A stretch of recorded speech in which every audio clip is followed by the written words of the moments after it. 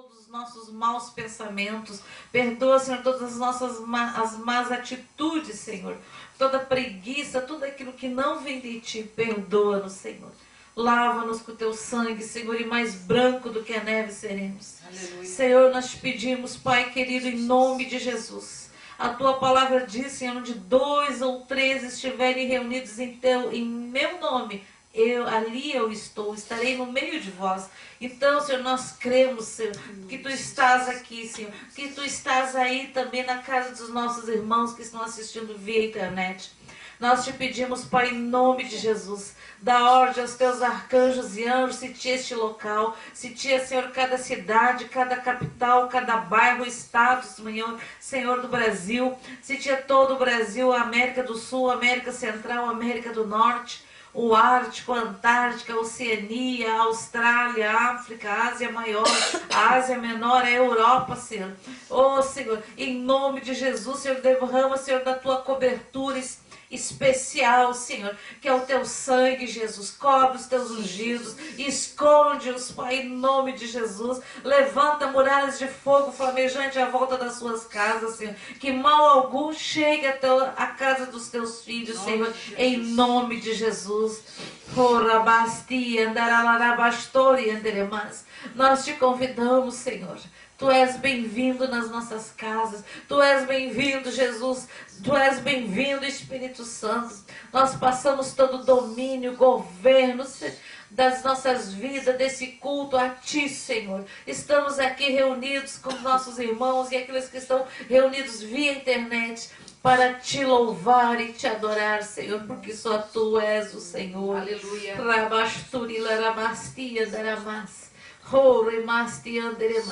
São muitos, Senhor, os corações aflitos, Senhor. São muitos os pedidos de oração, Senhor, que eu recebi esta semana, de corações aflitos, Senhor. Muda a sorte do Teu povo, Senhor. Muda a sorte, muda a nossa sorte, Senhor, em o nome de Jesus. Ah, Senhor, coloca na nossa alma, no nosso coração, Senhor, um renovo, Senhor. Sopra o sopro de vida do Teu Espírito Santo nas nossas narinas, Senhor. Vivifica-nos, incendeia-nos, Pai, em o nome de Jesus. Recebe, Senhor, o nosso louvor e a nossa adoração, Senhor, em nome de Jesus.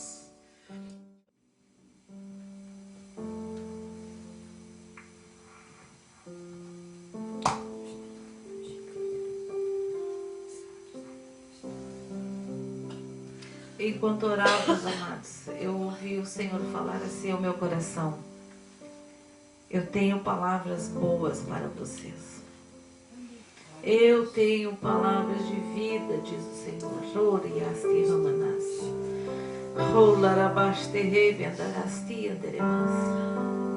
Senhor, eu te peço por todos os pedidos de oração, Senhor, que já foram feitos e outros que eu já recebi durante a semana, Senhor. Ah, Senhor, levanta-te, Senhor, e dissipados sejam os nossos inimigos, porque os nossos inimigos são os Teus inimigos, Senhor. Cobre o Teu povo, Senhor, renova as forças do Teu povo, Senhor.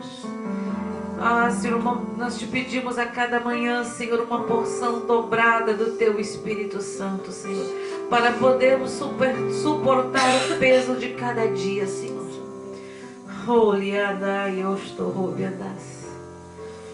Hoje, amados, eu recebi um pedido de oração por um jovem, não sei a idade dele, que estava numa UTI.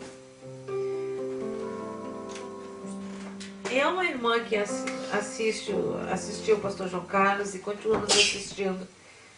E quando eu recebi, eu olhei, ouvi, e o Senhor, eu senti um aperto no meu coração. Aí eu orei e enviei essa oração para a irmã.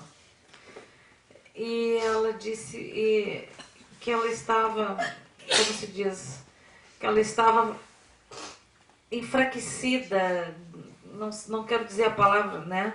Mas estava afastada dos caminhos do Senhor, mas pela misericórdia o Senhor ouviu a sua oração. Então, o que o Senhor diz, Ele tem palavras boas para ti.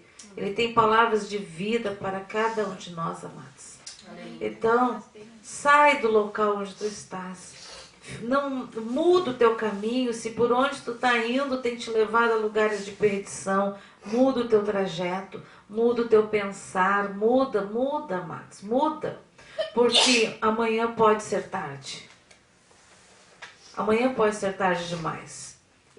E olha, queridos, não tá de brincadeira não, viu? Semana passada os irmãos falaram a respeito do terremoto no Oregon. Aqui alguém escreveu 5/9, 3 terremotos no Oregon, o primeiro 3.7, o segundo 5.9 e o terceiro 4.1. Bom, eu não consegui ver nada, não sei se vocês ouviram pelas notícias, não sei se isso foi no site, não? Então eu falei inclusive que eu ia pegar o livro lá do pastor João e ia ler alguma coisa sobre o que falasse sobre isso. Vou tirar o casaco.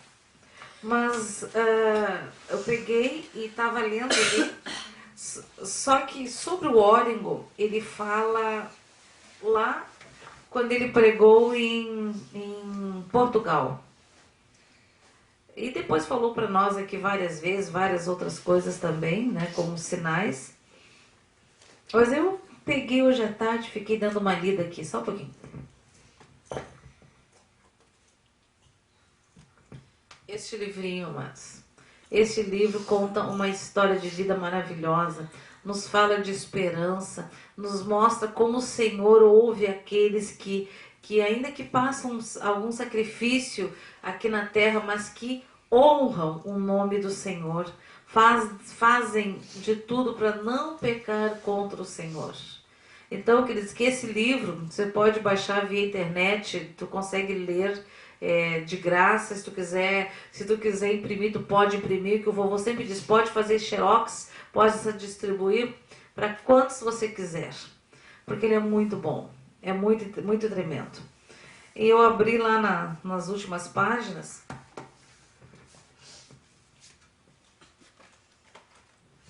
e vou te contar que ficou difícil de ler só aquele capítulo ali.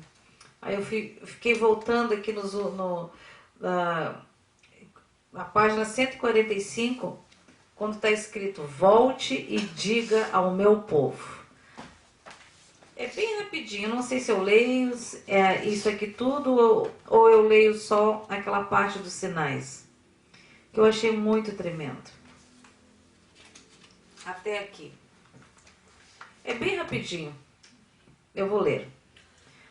Até meados de 1986, se qualquer... Isso aqui é o livro que o pastor João escreveu quando ele voltou.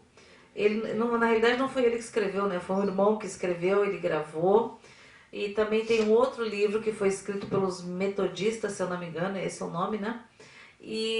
Mas todo conta o testemunho de vida dele e o tempo que ele esteve com Jesus, né, no paraíso, quando ele esteve por 30 minutos morto e constatado por 2 médicos. Então eu vou ler esses últimos aqui.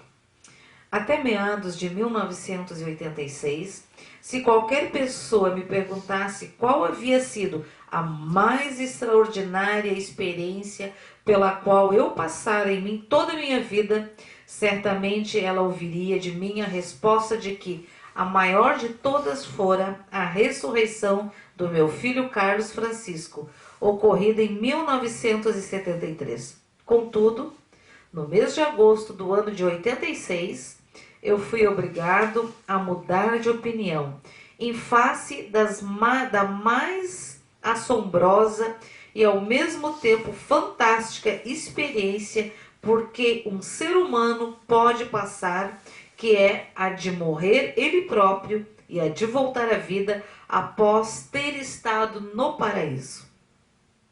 Os leitores hão de convir comigo que mais extraordinário do que presenciar é vivenciar uma ressurreição. Seja como for, quero deixar claro que tudo que vou narrar foi por mim contemplado enquanto o meu corpo jazia recostado numa poltrona sob os olhares aflitos de 30 mulheres. Afirmo que não se trata de fruto da minha imaginação, mas apenas da expressão verbal e agora escrita do que vi, ouvi e senti durante os 30 minutos em que estive morto. Pois bem, tudo começou quando em agosto de 86 eu fui convidado para uma série de pregações em Belém, capital do Pará. No dia 20 daquele mês, a quarta-feira, após o fim de semana em que eu havia ministrado na igreja, fui acordado por volta de 6 horas da manhã por uma forte dor na região do tórax. Imediatamente deslizei pela cama, apanhei 2 travesseiros e os apertei contra o peito, clamando a Deus. Em seguida, que se aquele era o momento do meu chamado para a eternidade, que ele tivesse misericórdia e me permitisse morrer em casa, no Rio Grande do Sul. Recorde o leitor que 6 anos antes, em agosto de 80, eu houvera tido 2 derrames. Quando tentei me levantar e coloquei os pés no chão, senti uma forte tontura que me levou a deitar de novo, bastante aturdido. Com o que estava se passando, propus-me a sentar na cama para ver como meu corpo reagiria. Lentamente fui sentando e enquanto fazia o movimento, dei-me conta de que todo o lado esquerdo do meu corpo ardia. Deslizei as pernas pela cama com dificuldade, primeiro à esquerda, depois à direita, até que consegui ficar sentado. Notei que o meu coração disparava intermitentemente. Pensei e concluí que a única coisa que eu podia fazer no momento era falar com Deus. Com algum esforço, pus-me de joelho, apoiado na cama e comecei a orar. Depois de alguns minutos, a tontura cedeu um pouco e a dor aliviou. Cerca de 1 hora depois, eu tomei coragem, levantei-me e fui ao banheiro da suíte com o intuito de fazer a barba e de tomar banho. Assim procedi com sucesso. Já vestido, fui até a cozinha, dispensei o café e voltei para o quarto. Mais uma vez resolvi fazer um teste, andando de um lado para o outro do cômodo. A sensação de mal-estar permanecia. Contudo, quando eu deitava, o mal-estar era pior ainda. Decidi então deixar a porta do quarto entreaberta e permaneci sentado numa poltrona. Naquela posição, o desconforto físico generalizado parecia que entrava em estabilidade, tornando-se por isso mais suportável.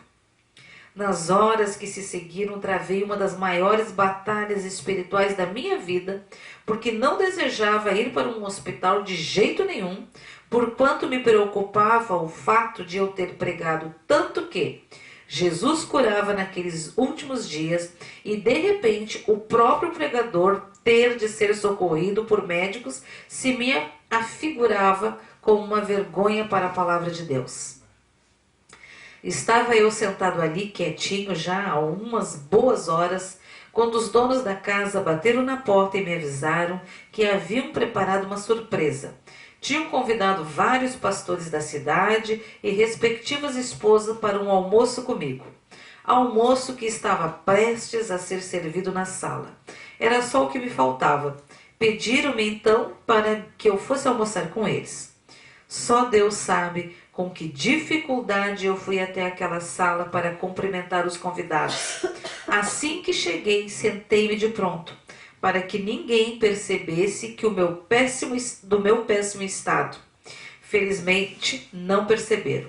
Quando todos começaram a comer, mais do que rapidamente eu pedi licença à irmã Antarina Guimarães, que estava conosco, e avisei-lhe que estava voltando para o quarto, sem declarar o porquê.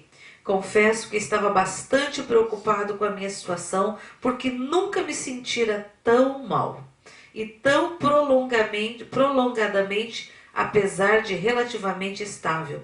A tontura permanecia, além dela, um enjoo estomacal, como também uma ardência que subia pelo pescoço e uma dor acentuada na região do peito e do braço, o que certamente indicava problema sério no coração. Desculpa. Os meus batimentos cardíacos oscilavam tremendamente e eu estava realmente assustado com o meu estado, que já era de quase total prostração. No caminho entre a sala e o quarto, inesperadamente fui abordado pelo pastor Alberto Toledo Aleva, o judeu, que havia me visto sair da mesa e que achara que era o momento oportuno para me pedir uma oração e uma bênção especial. Para sua grande surpresa, minha bênção foi decepcionante. Peguei na sua mão e declarei: Deus te abençoe, pastor Alberto. E prossegui no meu caminho rumo ao quarto, o único lugar onde eu queria estar naquele momento. Mais tarde, ele viria a compreender o que estava acontecendo. Por volta de 4 horas da tarde, já haviam chegado a casa várias mulheres de 4 denominações diferentes que participariam de uma reunião de oração marcada para aquele horário. A essa altura, como tinham percebido meus anfitriões que eu me recolhera na hora do almoço sem comer, e desde que pretendiam que eu participasse da reunião deles, vieram até o meu quarto e indagaram se eu estava em jejum e oração, ao que lhe respondi: bem, não sendo, Imagino que não tenham entendido coisa alguma, porém, notaram pela minha aparência que alguma coisa estava acontecendo. Perguntaram se eu estava passando mal, ao que respondi que sim, pedindo-lhes encarecidamente que providenciassem com brevidade a marcação da minha passagem de volta a Porto Alegre. Revelando preocupação, o casal se entreolhou, não me disseram nada, mas foram logo pedir que uma jovem médica que estava na casa e o evangelista viessem orar comigo no quarto. Logo me deram a notícia, também que não havia avião para o sul do país, pelo menos até sábado. Faço aqui um parênteses para contar algo que só mais tarde, evidentemente, eu fiquei sabendo. Quando a jovem médica se dirigia para o quarto onde eu estava, em meio às línguas que falavam, Deus lhe deu 2 palavras de revelação. A primeira, no caminho, e a segunda, quando chegou à porta. Como médica, como médica, tu nada mais tens a fazer, porque eu tomei o meu servo. Tudo está sob o meu controle. Assim que entraram, o dono da casa ajoelhou-se ao meu lado, segurou as minhas pernas e começou a orar em línguas e a chorar enquanto intercedia por mim. Naquele instante o coração voltou a disparar, mas com a diferença de que a dor no peito que o acompanhava veio com grande intensidade. Parecia que um machado havia sido cravado bem no meio do meu coração. A falta de ar veio na sequência. O medo também em minha face se contorceu enquanto eu tentava conter o grito de dor que subia pela minha garganta. Percebi que a morte se aproximava quando deixei de sentir primeiro as minhas pernas, depois os braços. Era como se algo gelado começasse a invadir e conquistar o meu corpo de baixo para cima. Observo, no entanto, que a sensação não era desagradável, quase que concomitantemente, digo quase, porque a primeira coisa que notei, não que tenha acontecido realmente, foi o desaparecimento da sensibilidade dos meus membros. Percebi que já não conseguia mover o maxilar, nem os lábios para emitir quase qualquer som, muito menos para falar. O passo seguinte do processo de morte que eu atravessei foi a falência da visão. A sensação era semelhante à de alguém que vê tudo enegrecer na sua frente quando estás prestes a desmaiar. Acho que foi neste momento que a minha cabeça tombou, mas posso dizer que o meu cérebro ainda vivia, porque embora não sentisse mais o meu corpo, nem enxergasse qualquer coisa, eu podia ouvir o som das línguas estranhas que as pessoas falavam ao meu redor. De repente, creio que tudo foi apenas uma questão de segundos. Algo extraordinário começou a acontecer. Percebi que o meu espírito começava a se soltar do meu corpo, como se houvesse 2 João Carlos. Eu vi o corpo do João Carlos sentado na poltrona, com a cabeça tombada para o lado esquerdo, completamente inerte, e circundado pelos donos da casa e pelos 2 outros servos de Deus, que oravam e choravam em grande angústia. Era o João Carlos espiritual que se afastava do João Carlos físico, movendo-se para cima. Eu contemplava aquela cena como um telespectador dentro de um helicóptero que levantava voo. A velocidade em que o afastamento para cima acontecia era bastante reduzida. Talvez uma figura melhor para descrever isso sejam as cenas de filmes de cinema em que a câmera sai de baixo, de dentro de uma casa e passa pelo teto em direção às alturas. Foi isso que eu vi. Meu espírito subindo e partindo, enquanto o meu cadáver jazia entre os vivos.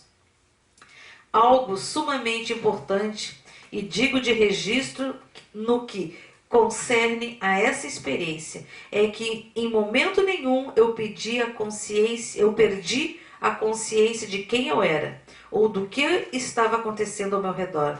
A minha consciência era nítida, plena, e eu sabia, sem nenhuma dúvida, que eu estava vivo, embora as pessoas lá embaixo não me vissem nem me ouvissem.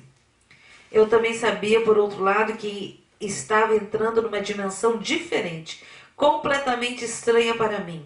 Por outro lado, o sentimento que eu tive desde que atinei para o fato de que eu morrera era o de completa paz. Embora percebesse em minha consciência a gravidade da morte do pastor João Carlos e suas repercussões, esposa, filhos, amigos, eu não consegui ter outro sentimento que não fosse de paz.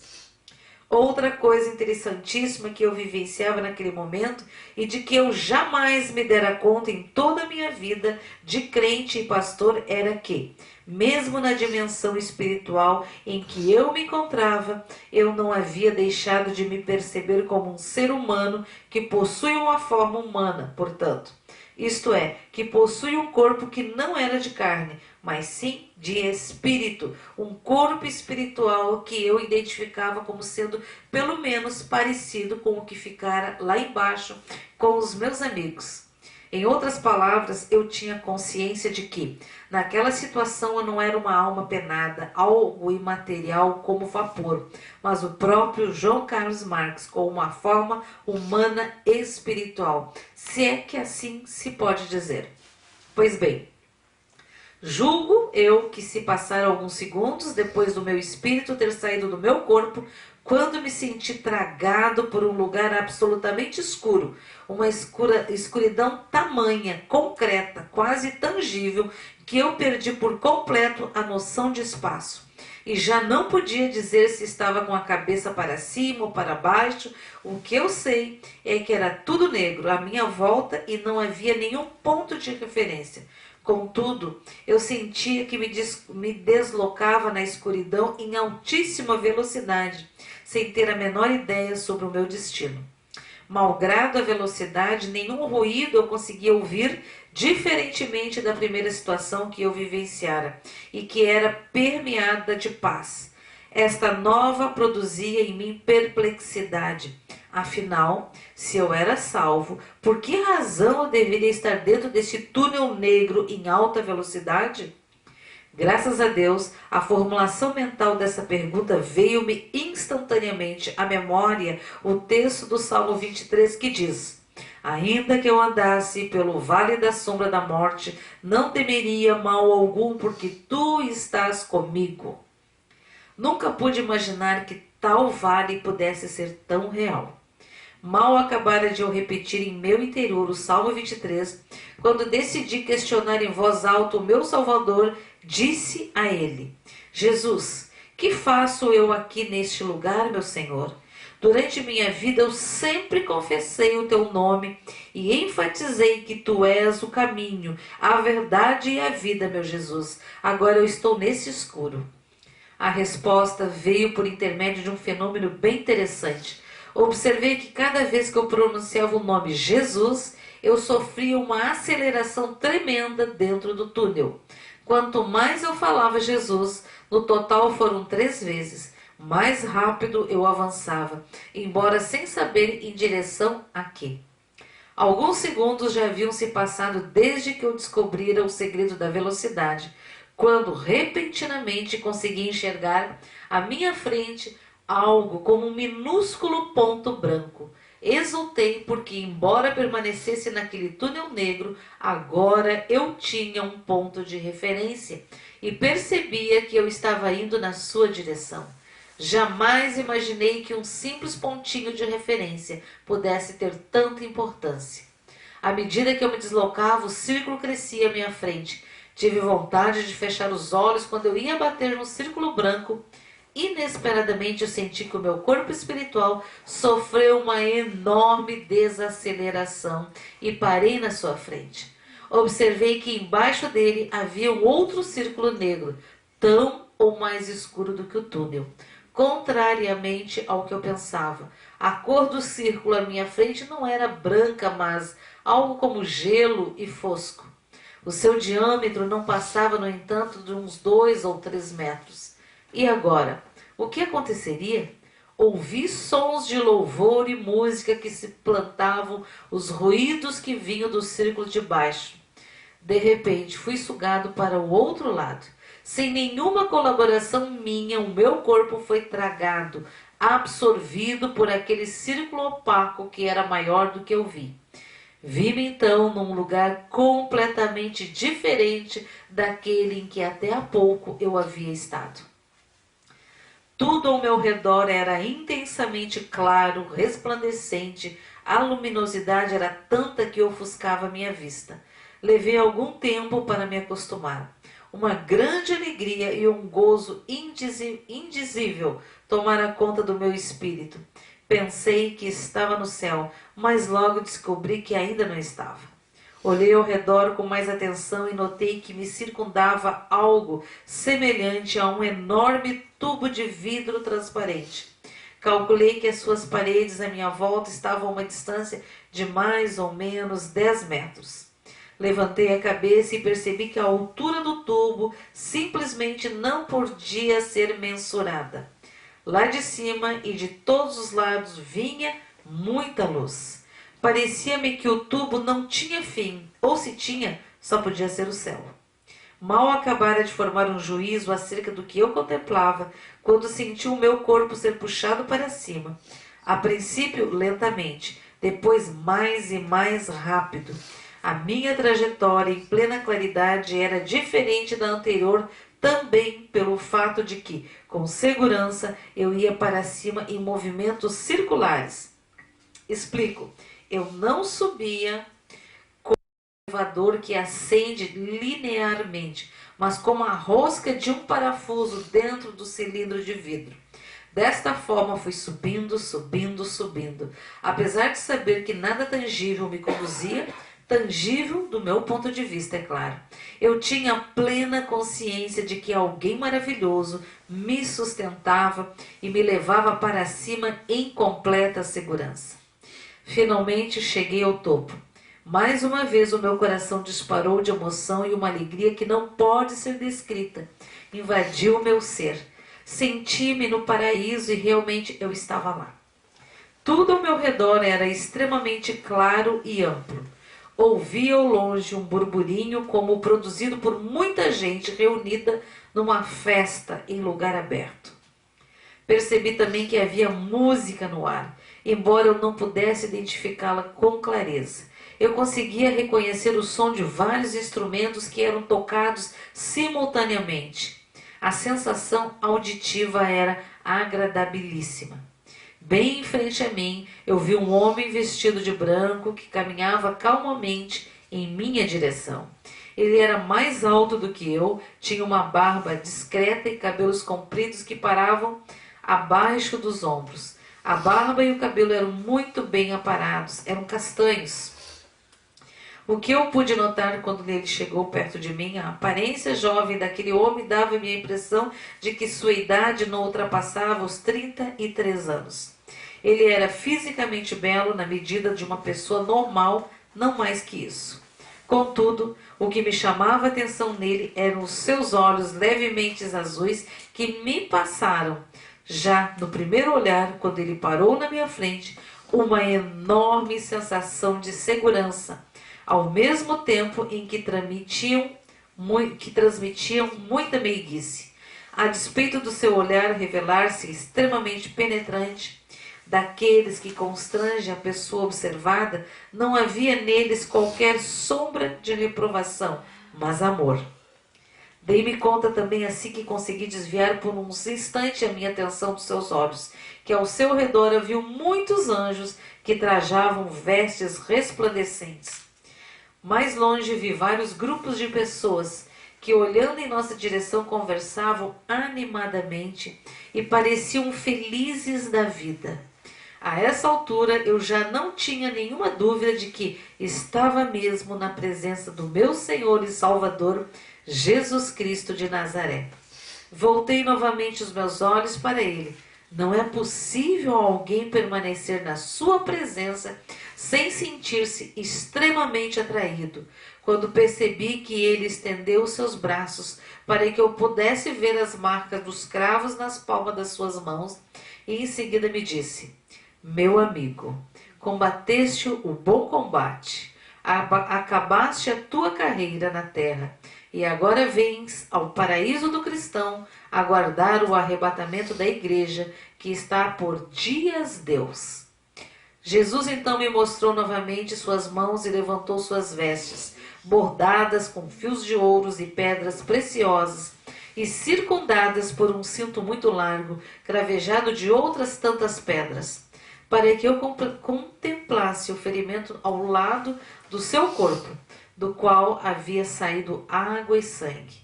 Depois disso ele me falou: agora vais receber as tuas próprias vestes. Naquele instante começamos a caminhar de mãos dadas em direção ao pórtico enorme de ouro maciço que o Senhor me revelou ser o portal da eternidade.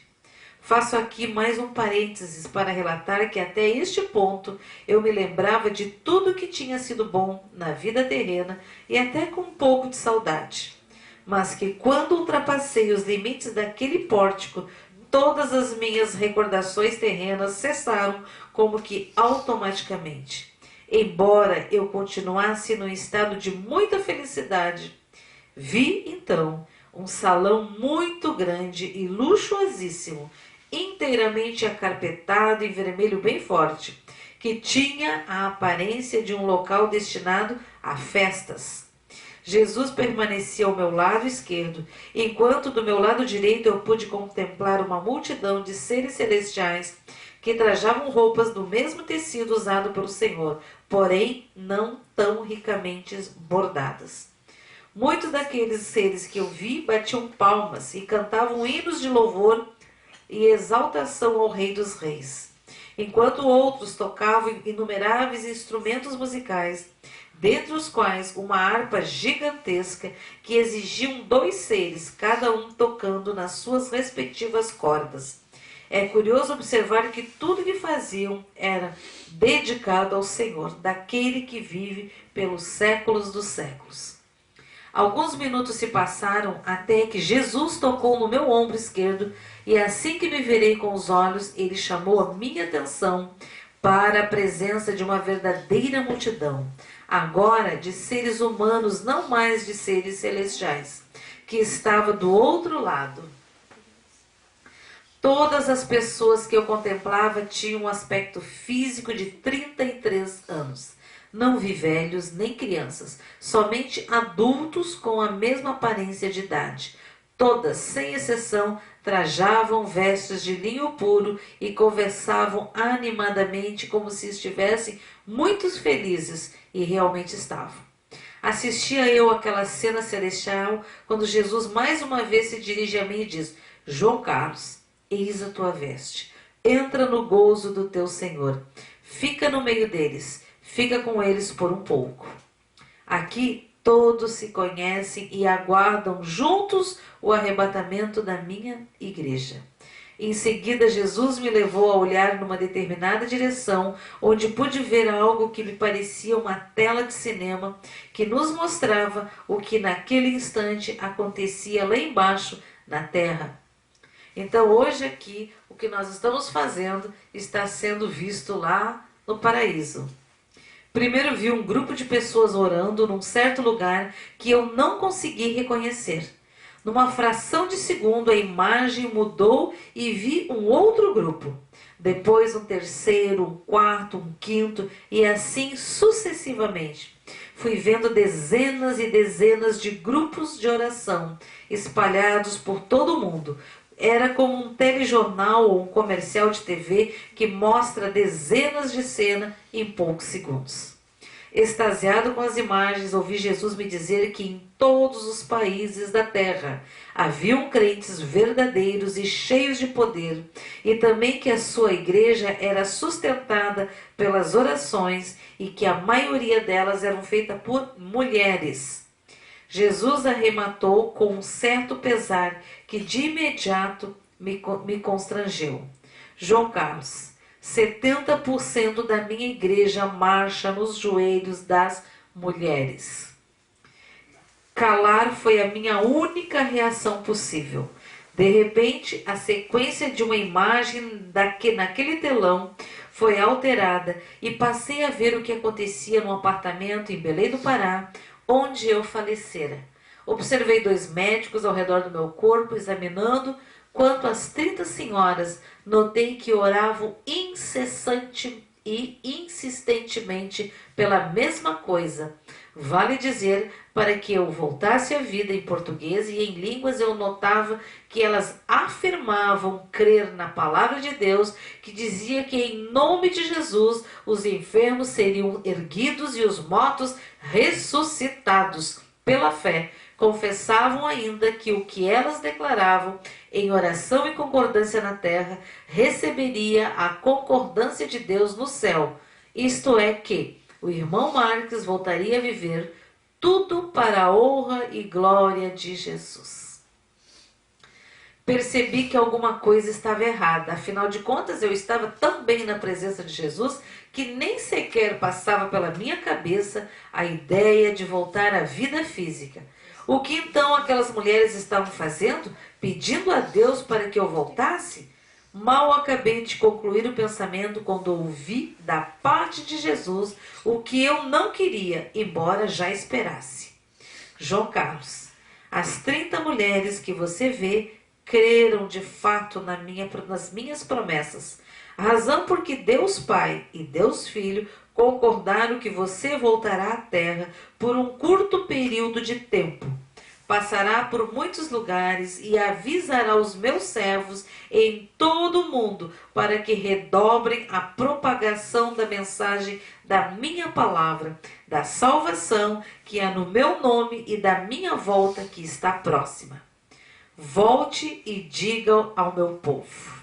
Volte e diga ao meu povo que nesses últimos dias eu derramarei do meu espírito sobre toda a carne. Alerte os pastores e ovelhas que você encontrar, para que não falem mal dos seus irmãos, mas que amem uns aos outros. Se eu os tenho ensinado a amar até os inimigos, quanto mais os que compartilham da mesma fé na minha pessoa. Ensine-as, João Carlos, que o poder que há no meu nome e no meu sangue só pode operar onde existe amor, pois este é o cerne de todo o Evangelho. Concluídas tais palavras, Jesus passou a me revelar fatos que estavam por ocorrer em breve tempo na terra, e que eu não posso deixar de relatar aos homens e mulheres de fé que leem este livro ou que ouvem este livro. Primeiro, que o muro da vergonha iria cair pelo poder de Deus, pois o Senhor tinha ouvido as orações da igreja sofredora atrás da cortina de ferro. Segundo, que a bandeira da União Soviética seria mudada por uma única cor, para tricolor. Nos anos seguintes, a 1986, poucos foram os que creram na revelação que eu recebi. Terceiro, a respeito do mercado comum europeu. Jesus me disse que tudo aconteceria exatamente como ele havia descrito ao profeta Daniel, e especialmente que os 10 dedos, as 10 cabeças, os 10 chifres eram a mesma coisa, e também que a profecia diz respeito a 10 raças e não a 10 nações ou países, como se tem dito. Quarto, que haverá uma terrível aliança entre o Vaticano, Jerusalém e Meca, as três grandes religiões monoteístas, mas que ele, Jesus, nada terá a ver com ela. Quinto, que o pequeno chifre referido em Apocalipse representa um novo mundo, isto é, as três Américas, do norte, do sul e central. Sexto, que quando a super-religião se preparar para fazer a aliança com o anticristo, o falso profeta e a besta, chegará o momento em que ele, o Senhor, tirará sua noiva da terra.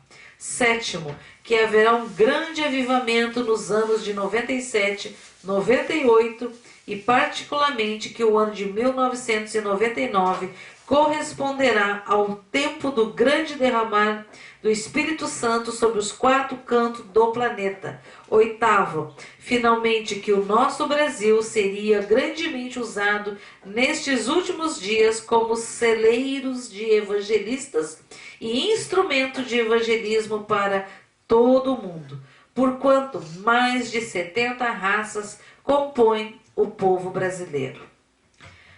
Após as revelações de caráter geral, o Senhor começou a me entregar mensagens específicas relativas à vida particular de cada uma das 30 mulheres que oraram por mim, com a finalidade de que jamais elas duvidassem da ressurreição que presenciaram.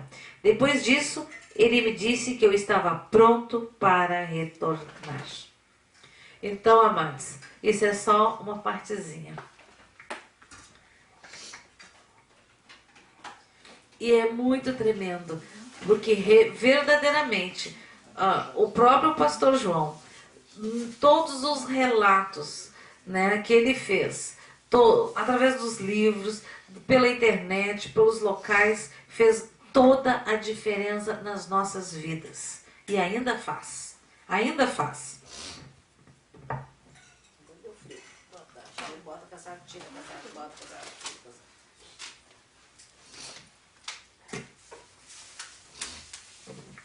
Desculpa, irmãos, mas é que aqui tá frio. Tá bem friozinho. Então a gente bota casaco, tira casaco, bota casaco. Bom, queridos, então ficou bem claro qual é o nosso papel, né?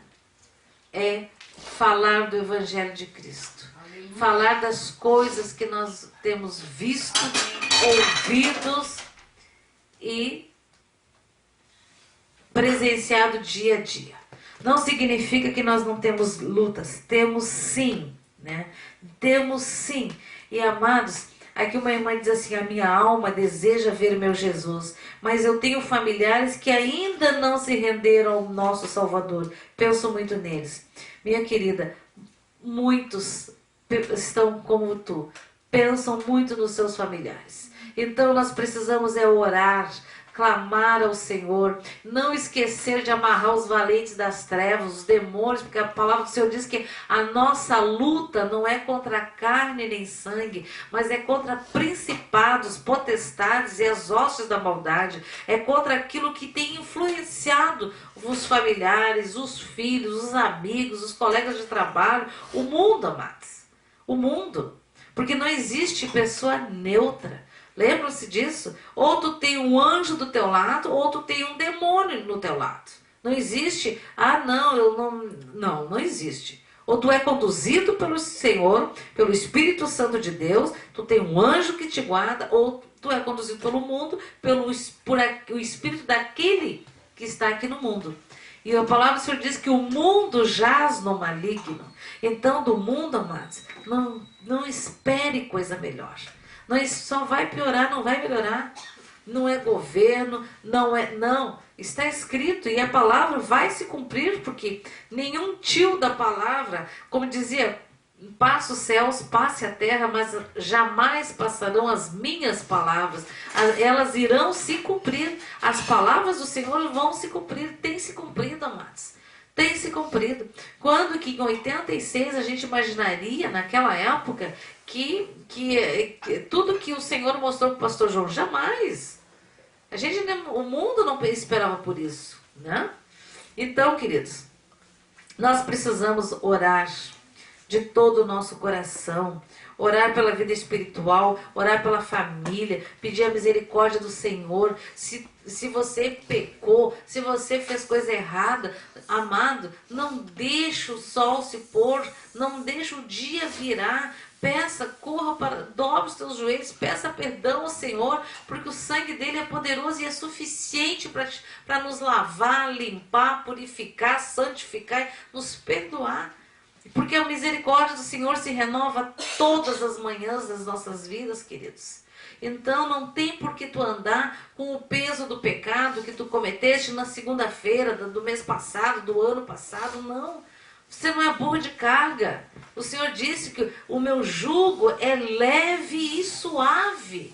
Então, essa é a verdade. Então, queridos, peça ao Senhor, clame ao Senhor pela tua família e peça que o Espírito Santo de Deus convença os teus familiares do pecado, da justiça e do juízo de Deus. Amém? Porque é Ele que convence. Nós podemos falar, mas muitas vezes os familiares nem ouvem a gente. Até porque a gente fica até com raiva, a gente já começa até a querer brigar, né?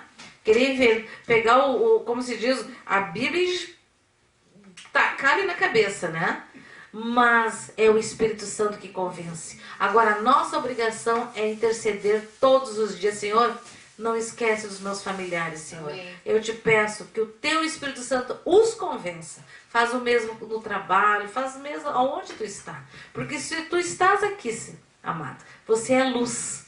É luz. Então, não importa o teu agir, o teu falar, a forma como tu te comporta aqui na terra, faz diferença. Ou para o bem, ou para o mal. De preferência que seja para o bem, porque você tem a luz do Espírito Santo. E a luz do Espírito Santo não é vela, viu? Não é fósforo, não é isqueiro. Ela brilha mais do que tudo. Lembra que este poder... O poder do Espírito Santo, esse é aquele que fez, como se diz, que num dia, mais de 3.000 pessoas fossem totalmente convertidas ao Senhor. Totalmente cheias do Espírito Santo. Né? Isso num dia, em horas. E o poder do Espírito Santo, quando o sangue de Jesus caiu aqui na terra, os túmulos se abriram e os mortos ressuscitaram. Então, queridos, há muito poder. Não se esconda. Não ergue a cabeça e diga, Senhor, eis-me aqui, Senhor. Está difícil a cada dia, Senhor, mas a minha esperança está em Ti. Eu confio em Ti. Amém. Não confio em homens, eu não confio em promessas de homens, eu confio no Senhor, naquele que deu o seu único filho por amor de nós. O pastor diz que Deus amou o mundo de tal maneira. Eu imagino que a palavra, segundo eu por mim próprio, seja: Deus amou o ser humano de tal maneira que deu o seu único filho para morrer por nós. Para que não morrêssemos mais, mas que tivéssemos vida eterna para aqueles que creem e invocarem. Porque todo aquele que invocar o nome do Senhor será salvo. Amém. Será salvo. Aleluia. Então, fui salva. Agora eu preciso manter a salvação. Como? Para que o meu nome não seja riscado do livro da vida, amados. Porque no livro da vida, a tinta que é escrita é o sangue de Jesus. Porque foi o sangue de Jesus que nos remeu. Então, imagine que naquele dia o teu nome é riscado. Porque o sangue de Jesus não pode ser apagado. Eles riscam. Que o nosso nome jamais venha a ser riscado do livro da vida, queridos. Que o teu nome jamais, que o meu nome jamais, nem das nossas famílias venha a ser riscado do livro da vida. Então nós clamamos ao Senhor, que o Senhor fortaleça e que toda opressão maligna das trevas, todo espírito de acusação por pecados, seja lá pelo que for, que tem rodeado os filhos do Senhor, sejam todos amarrados e levados para o abismo, no nome de Jesus Cristo de Nazaré.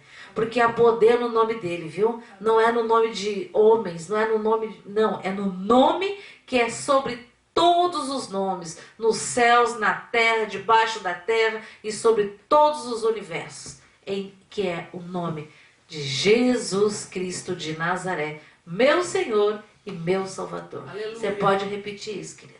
Pode repetir isso. Quantas vezes for necessário para te saber que tu tem um Deus poderoso.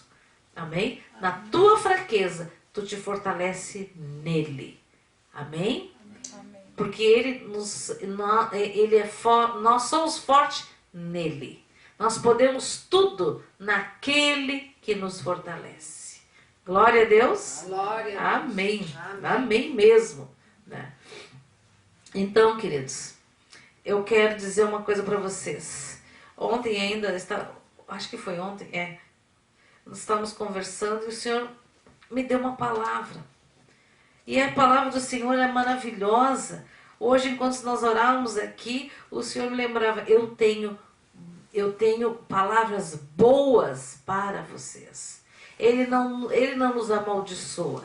Ele tem palavras de bênção, palavras de renovo, palavras de alegria, palavras de que nos, como diz que nós não somos nem merecedores das palavras que o Senhor tem.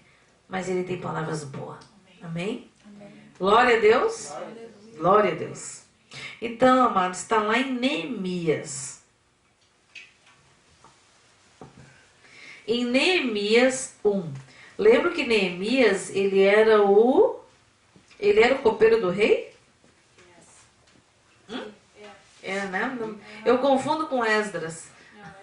Sei que Esdras era sacerdote, Neemias era o copeiro do rei.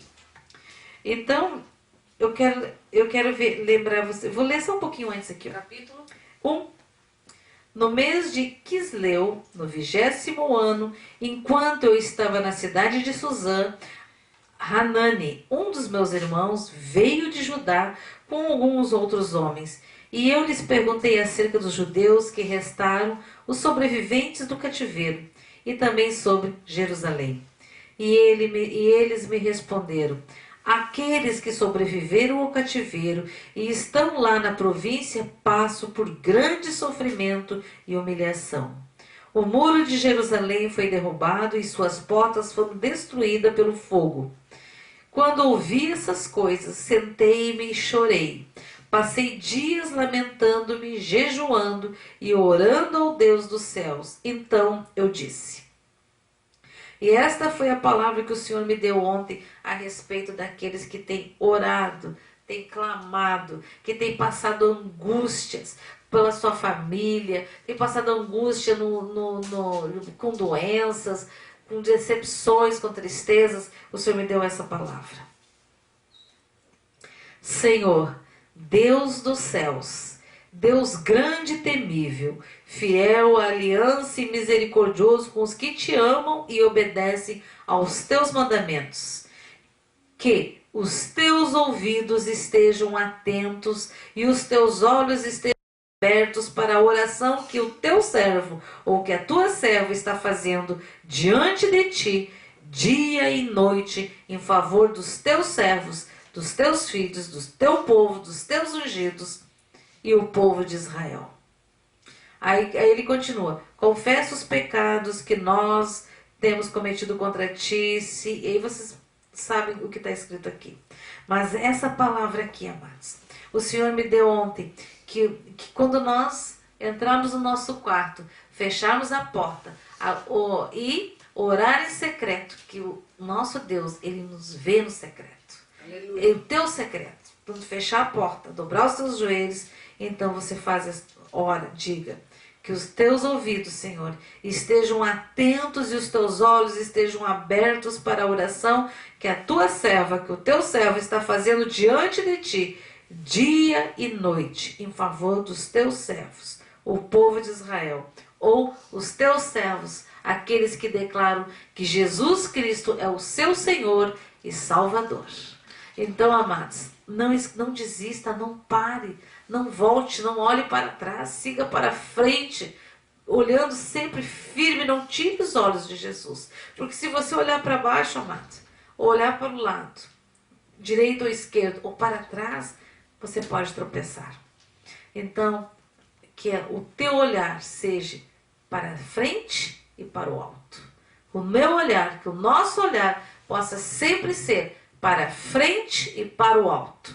Porque o nosso socorro vem do Senhor, Amém. que criou os céus e a terra e todos os universos. Amém, amados? Amém. Glória a Deus. Glória a Deus. Então, queridos, nunca se porá o teu sol, porque o Senhor será a tua luz. Olha que coisa linda. Tenho pedido palavra para o Senhor, que o meu coração tem estado muito angustiado. Tenho recebido muitos pedidos de oração, muitas angústias. E tenho sentido, amados, eu creio que o Senhor muitas vezes coloca essa angústia no nosso coração para nós orarmos mais, para nós intercedermos mais, para nós nos alinharmos mais. Então, queridos, sejam fortes e corajosos. Não fiquem temerosos. Creiam no Senhor. Creia no Senhor que será salvo tu e tua casa. É uma promessa, né? Amém. Eu e minha casa serviremos ao Senhor. Louvado seja e bendito seja o nome do Senhor. Em Neemias, amados, vocês podem, é o Antigo Testamento. Isso aqui não é o tempo da graça, mas não está distante da realidade, porque Neemias soube do seu povo, do que havia acontecido com a sua terra, né, com a casa do Senhor, com a terra, com o templo do Senhor, e ele muito se entristeceu. E ele sabia que tudo aquilo estava acontecendo, que eles tinham sido levados para o exílio como prisioneiros, porque o povo de Israel, o povo de Deus, tinha virado as costas para Deus, tinha pecado e repetidamente pecado. Tanto que mais adiante fala assim, ó, confessa os pecados que nós, os israelitas, temos cometido contra ti. Você pode declarar, Senhor, confesso os meus pecados, os pecados da minha família, Senhor, de tudo que nós temos feito contra ti. Temos cometido contra ti. Sim, eu e o meu povo temos pecado. Agimos de forma corrupta e vergonhosa contra ti. Não temos obedecido aos mandamentos, aos decretos e às leis que deste. Aqui diz ao teu servo Moisés. Mas eu estou falando aqui, ó. O Senhor deixou tudo escrito aqui, amados. Lembra-te agora do que disseste a Moisés, o teu servo. Se vocês forem fiéis, eu os espalharei entre as nações. Mas se voltarem para mim, obedecerem aos meus mandamentos e os puserem em prática, mesmo que vocês estejam espalhados pelos lugares mais distantes, debaixo do céu, de lá os reunirei e os trarei para o lugar que escolhi para estabelecer o meu nome. Estes são os teus servos, o teu povo. Tu os resgataste com o teu grande poder e com o teu braço forte. Senhor, que os teus ouvidos estejam atentos à oração desta tua serva, deste teu servo, e à oração dos teus servos que têm prazer em temer o teu nome. Faze com que hoje este teu servo seja bem-sucedido, concedendo-me a benevolência deste homem. Ele está pedindo a benevolência do rei. Lembra que ele vai falar com o rei. Então, queridos, olha que coisa tremenda. Isso foi no Antigo Testamento e pode ser hoje, porque nosso Deus é o mesmo. Que lindo. Senhor, que os teus, quando tu vai interceder pela tua família, ou alguma petição, alguma coisa impossível, porque não há nada impossível para Deus, diga, Senhor, que os teus ouvidos estejam atentos à oração do teu filho, da tua serva, do teu servo, Senhor. E que a oração dos teus servos, e que tem prazer em temer o teu nome, faze com que hoje este teu servo seja bem-sucedido, concedendo-me a benevolência no trabalho, aonde for. Porque o Senhor ouve, amados. Ele só não pode ouvir se nós não clamamos. Aí ele não consegue ouvir. Quando nós endurecemos a cerviz, endurecemos o coração, não queremos nos humilhar diante do Senhor. Eu sempre digo e entendo e compreendo e vivi muito isso. Quando tu não te humilha diante de Deus, tu é humilhado diante de homens. Não adianta. No mundo é impossível. Agora, quando tu te humilha diante do Senhor, como um pecador, como uma ralé que nós somos, o Senhor vem, estende a sua mão, porque a mão dele sempre está estendida. Sempre, ele não recolhe a sua mão. É nós que não estendemos as mãos. Não buscamos a mão do Senhor para nos levantar. Então, queridos, levanta. Não importa onde tu está, levanta, porque o Senhor é contigo, é Ele que te fortalece. Se tu não consegue ler a Bíblia durante o dia, não tem tempo para ler, enquanto está indo para o teu trabalho, bota no celular, vai ouvindo a palavra. Hoje em dia tem muitos são as, como se diz, os mecanismos para que você possa ouvir a palavra de Deus. E a palavra do Senhor diz que a fé vem pelo ouvir e ouvir e ouvir e ouvir, eu acrescento, a palavra de Deus. Porque sem fé é impossível agradar a Deus. E como é que eu vou ter fé se eu não ouço a palavra de Deus? Você pode perceber, amados, muitas vezes a gente vai endurecendo. E quando tu vê, tu precisa de um jejum, tem que pedir, Senhor, meu coração está duro, quebranta o meu coração. Senhor, meu coração está ficando de pedra, Senhor, quebranta esse coração, tira esse coração de pedra e me dá um outro coração de carne, Senhor. Porque, amados, é assim que funciona. Então, queridos, eu peço que a Helena toque um louvor agora. Neste momento vamos orar, vamos pedir perdão ao Senhor das falhas, dos erros, dos pecados, da forma como temos andado. E nós vamos depois cear. Amém, queridos? Convido os irmãos para preparar a ceia, um suquinho, uma fatia de pão. Se você não tem suco, bota uma água mesmo, pela fé, né? Pela fé. Então, pode trazer a ceia, mano. Deixa aqui.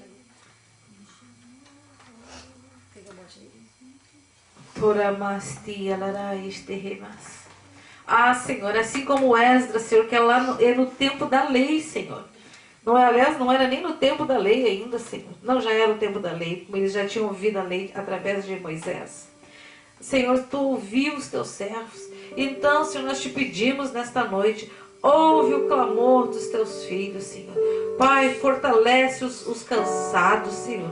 Cura os enfermos, Senhor. Senhor, quebra todo encantamento com o mundo, Senhor. Nós te pedimos pelos jovens, Senhor.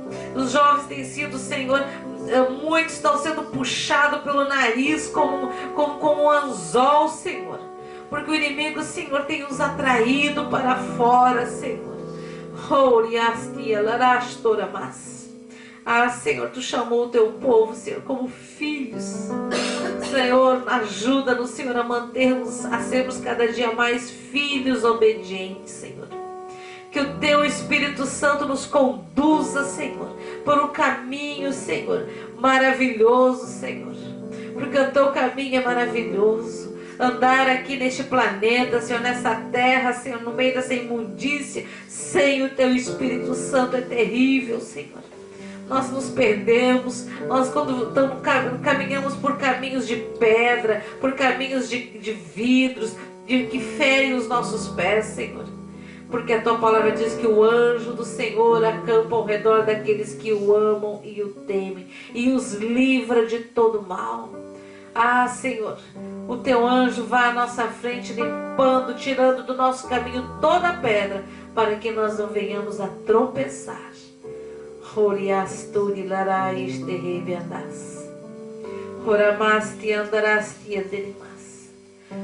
Senhor, nós queremos nesta noite, Senhor.